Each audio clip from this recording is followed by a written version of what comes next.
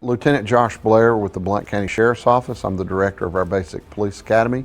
I have 24 years of experience in law enforcement, with 17 of those being an emergency vehicle operations instructor.